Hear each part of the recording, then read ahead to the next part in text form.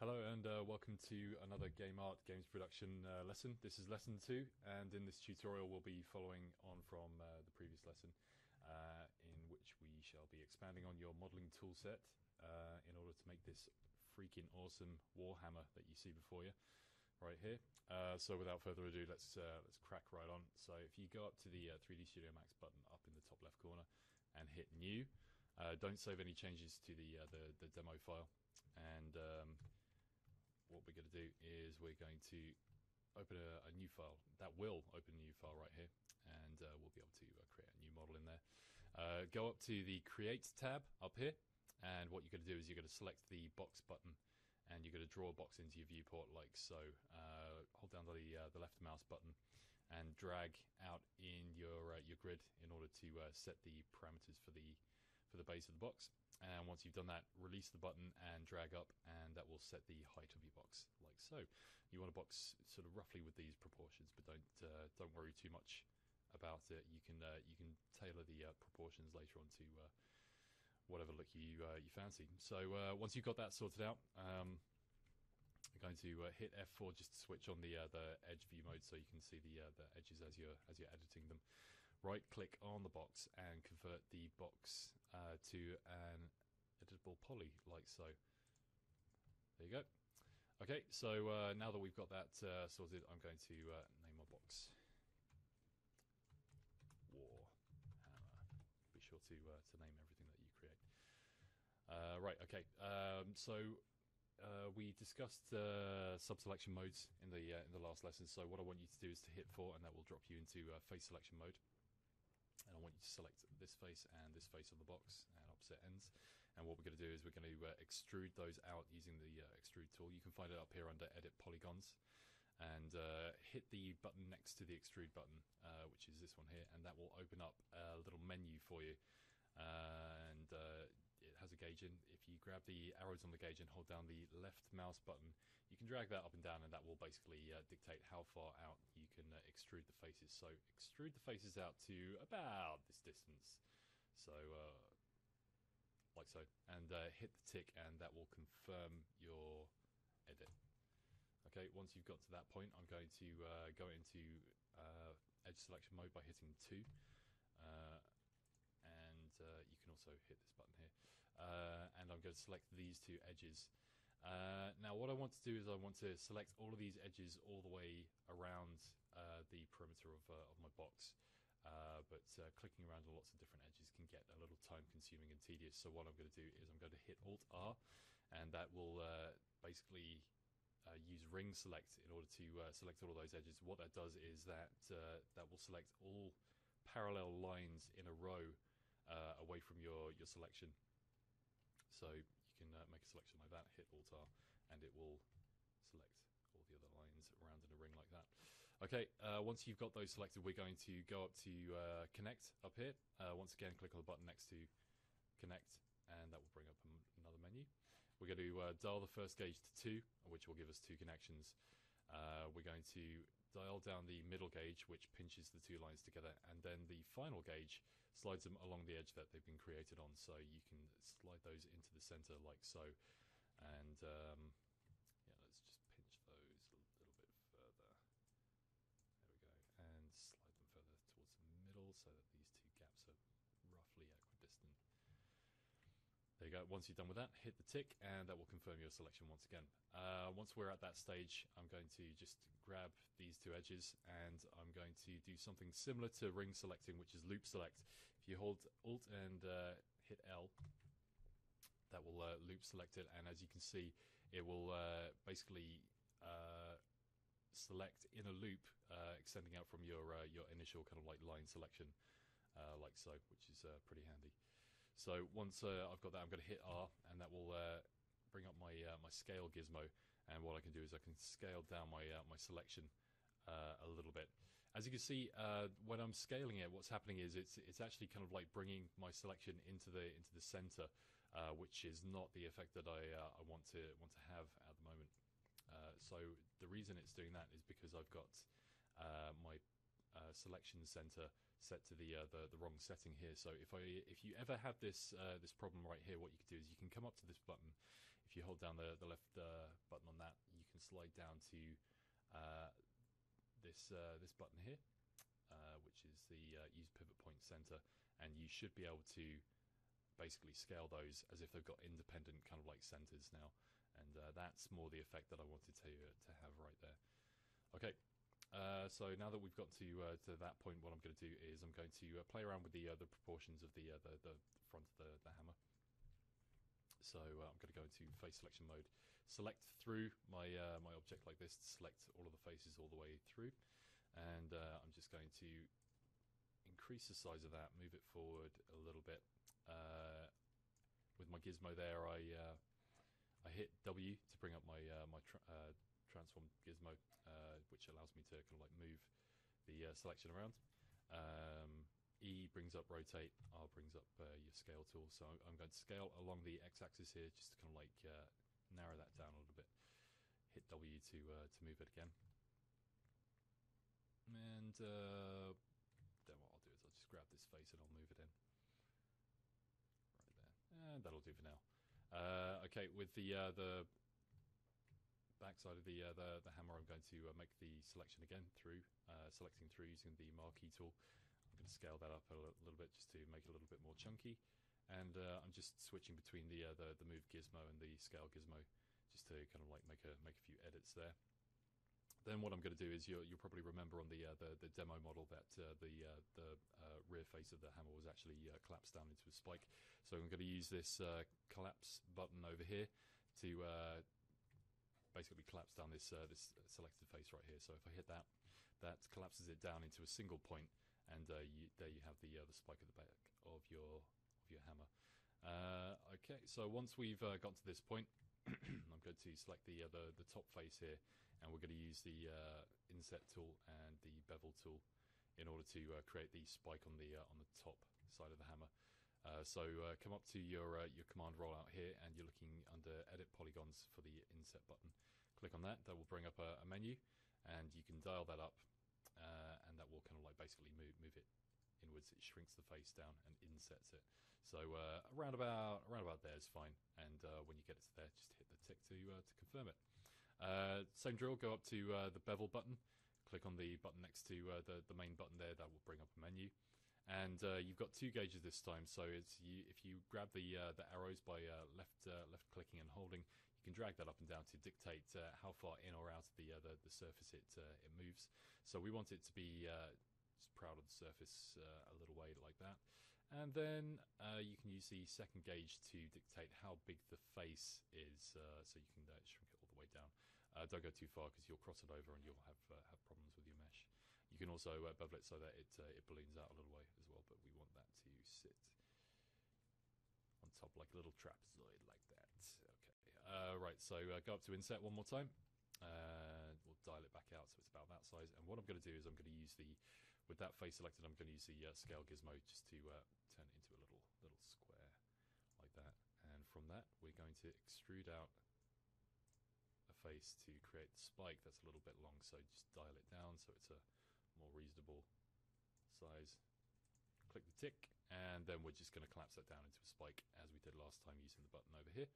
Click, and yeah, cool. Okay, there's the hammerhead. What I'm going to do now is I'm going to select all the edges in the hammerhead. So I'm just going to marquee select the whole lot. We don't want to chamfer absolutely everything. So what I'm going to do is I'm going to switch it to top view, and then holding the Alt button, I'm going to deselect these top edges here, so that we are only chamfering the edges that you have left over, as you can see here. Right, okay, so come up to the command rollout, go to the chamfer button, click on that, get the menu as is traditional, and grab the arrows, and you can basically kind of like roll them up and down and sort of see the effect that it's having. So you can end up with sort of like a very, very chunky kind of effect, or you can have sort of something that's a little bit more subtle.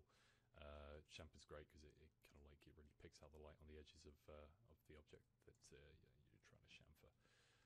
It gives it a nice chunky effect as well. So that's the effect we're looking for. Hit the tick, and that's the hammerhead pretty much done now. So when we created this, we didn't really kind of create it on the right on the dead center of the grid, which is kind of where we want it. In order to kind of like get it to sit right on the 0, you can basically use the X, Y, Z coordinates down at the bottom here, which dictate where any selection is in space. So if I grab the X gauge here, hold down the left button on the arrows and drag them up and down, I can actually change where my hammerhead is in space here, and same with the Y and the Z coordinates right here. So you can get very accurate placement of various selections that you make, and you can place your object on the dead center as well. So what I'm going to do with this is I'm going to set it so that it's sitting on the X and the Y dead center, and I'm going to zero out the X so it sits on the floor plane exactly, and you can see it's dead centered right there. But what I'm going to do is I'm going to lift it off the ground. So I'm going to grab my Z axis on the move tool, and I'm going to move it up in the air just so it's got a little bit of clearance from the ground. And what that is going to allow me to do is to create the handle directly underneath it, and it's going to be perfectly aligned to the hammerhead. Right, so let's leave that for now. Go to the Create tab. Once again, go to Cylinder, and what we're going to do is we're going to create a cylinder. Not a cylinder, what am I talking about? We want a sphere. So click on sphere, and we're going to create a sphere on the floor, right around there. So it's a little bit heavy on geometry at the moment, so what we're going to do is we're going to dial the radius down to about 8. We're going to dial the segments to 6. Okay, and you should end up with something a little bit more kind of like polygonal like that. So again, I haven't really created that on the dead center of the grid. So hit W for the move tool, and what we can do is we can just kind of like zero out the X, Y, and Z coordinates to center that into the grid. And now we know that that is directly underneath the hammerhead, and if we extrude the hammer handle out of that, it's going to hit dead center in the bottom of the hammer, which is going to make our lives a little bit easier. We don't need to kind of like worry about it sort of like being offset to one side or anything goofy like that. So once you're happy with the way that your sphere looks, right click on that, and again we're going to go to convert to and convert to editable poly. Drop into face selection mode, so select it from the menu here or hit 4, whatever you prefer, and select the top 6 faces of the sphere.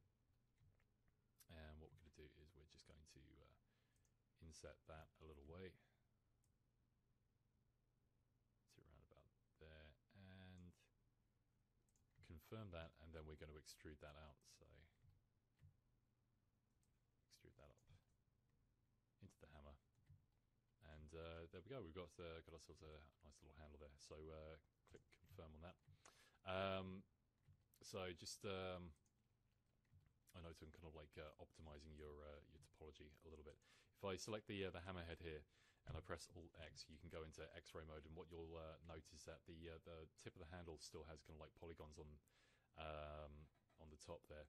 They're inside the geometry for the hammerhead, but it's geometry that's never going to be seen, and therefore it's a bit of a waste. So what we would endeavor to do is to delete off any unnecessary faces like that. So what I'm going to do is, now that that's in X-ray mode, I'm going to select the handle, go into face selection mode, polygon selection mode, hit 4 for that. They're still selected from the first time we selected them, and now that I've got those selected, I can just hit delete, and they will disappear now. And what that means is we've got sort of like a slightly lighter asset, because they're not creating a drag on the processing in game. Right, so click off polygon there, and I'm going to select my hammerhead, press Alt X to bring it back, and what I'm going to do is I'm going to connect my handle to the Warhammer head. So select the head of the Warhammer, and roll across just to attach here, this attach button. Click on that, and then click on your hammer handle, like so. And as you can see, it changes color to match the hammerhead. That is now one object, so they've both got the same name. And if I drop into kind of like a selection mode, I can select the faces on that like I can with anything else. Word of warning there, by the way, you might have noticed that when I was grabbing faces, I was had the move gizmo selected, and as I was grabbing things, it was selecting and moving them slightly as well. So to avoid that kind of thing happening, make sure you hit Q, which is selection mode, and you can kind of select with slightly more reckless abandon without screwing up your geometry in any way or moving things around. Right, now that we're at this stage, what we're going to do is we're going to create a couple of little kind of flaps on the bottom of the handle, just to kind of create some maybe some leather straps or something where the handle has been bound. Just kind of makes the silhouette a little bit more interesting to look at. You might notice, by the way, that I'm dropping in and out of kind of like perspective mode and orthographic mode. So if you hit U on your keyboard, you can go into orthographic mode, which will give you sort of like, if I hit F to go into front view mode, or T to go into top view mode, then it's useful for kind of aligning it to orthographic reference planes and stuff. Hitting P gives you a slightly more realistic kind of perspective look, like so. Okay, anyway, I digress. So I'll hit W to go into to activate my move gizmo, and I've selected one of the back triangles here. So rather than having to create like another plane and dragging that in and attaching it, what I can do is I can actually grab geometry from my existing model here and just kind of shift clone it. So if you hold down the shift button while you've got like a selected face like this and move it, then what will happen is you will actually clone that face, or you can do it with edges as well, to kind of create more geometry for that object. So I'm going to clone to element, which means that it's part of the same object again. Hit OK, and what I can do now is I can nudge that into place. I'm going to drop into vert selection mode so I can kind of like play around with the way that it looks.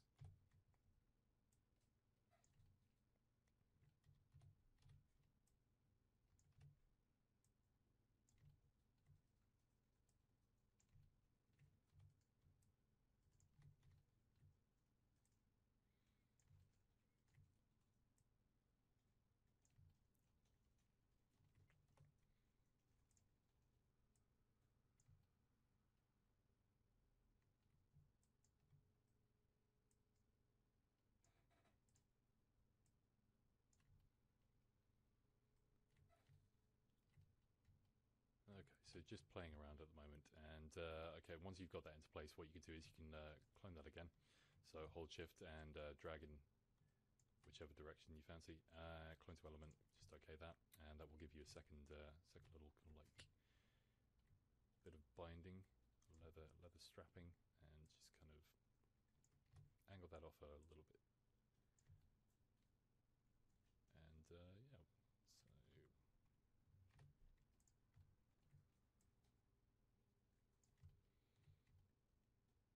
We can adjust that a little bit more later on, but all it does is just adds a little bit more interest to the base of the handle here. And when we texture that, we can kind of texture them up to look a little bit like some leather straps that are kind of like just bound around the handle, and the tips are kind of like coming off the other side, and just kind of creating that kind of silhouette. Okay, and to finish off, what we need to do is we need to edit the smoothing groups. So what I'll do is I'll just go into polygon selection mode one more time, select all of these polygons here, and you'll notice that they're very, very angular in shape. So we want that for the metallic look of the hammerhead itself. We want that to look angular because it's machined and made out of metal. The handle itself is going to be perhaps some sort of wood, or it's going to have like cloth wrapped around it. We want that to look less angular and more rounded. So Max can actually kind of like fake the sort of like rounded kind of shape by creating smoothing groups between faces. So if I select these faces like this, which are looking very angular at the moment, go down my sort of command rollout, which I can do by kind of like placing my mouse over the top of it. A little hand appears, and you can kind of like left grab that and sort of slide it down, or you can use the mouse wheel to kind of like mouse wheel up and down. And what you're looking for is the polygon smoothing groups right here, which is like a grid of numerous numbers here.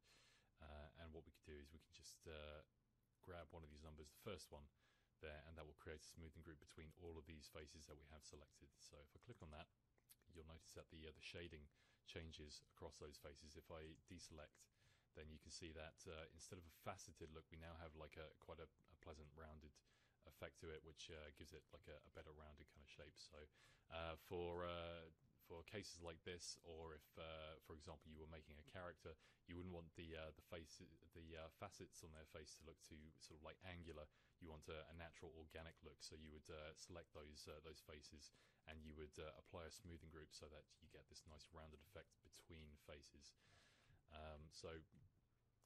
There you have it. That's pretty much all you need to know for creating the Warhammer. Now, in conclusion, what you've previewed here is a number of crucial tools necessary for creating geometry for game art assets. In the next videos, you will learn the process of mapping textures to your assets. So until then, be sure to have a go at some of the stretch goals for this asset. When you've completed some of the mapping tutorials, come back and have a go at and mapping the Warhammer, and go and make something awesome.